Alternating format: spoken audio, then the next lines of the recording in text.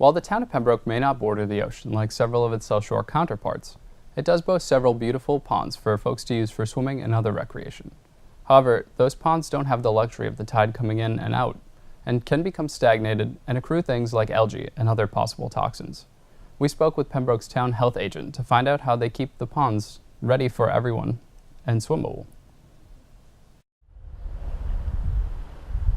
We are required by Massachusetts general law to perform bacteria safety testing at all public bathing beaches in Massachusetts. This is Oldham Pond. It is the public town landing for the town of Pembroke, Massachusetts.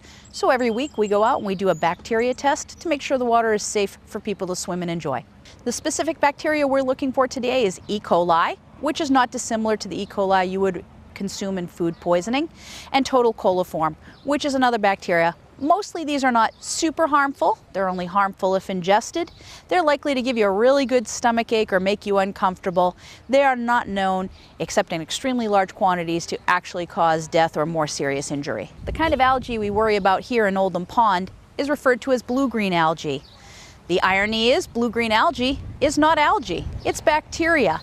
And you can tell blue-green algae apart from other algae is that it will have a real blue-green color and it'll appear iridescent or almost shimmering on the surface of the water. Once you've seen it, it's very easy to tell apart from other algae. There's actually 4 public bathing beaches in the town of Pembroke. Certainly the largest and the most well-known is here on Oldham Pond, known as Town Landing. There's also another public beach off of Woodbine Avenue on Little Sandy Bottom Pond. There's another public bathing beach on Stetson Pond off of Plymouth Street. And the last public bathing beach is in Furnace Colony on Furnace Pond on Furnace Colony Drive. So our beach bathing season would begin Memorial Day weekend and it ends Labor Day weekend. So all the weeks in between, we are testing the water weekly, visually inspecting it twice a week to make sure it's safe. Right now we are good. Our bacteriological tests just came back extremely low.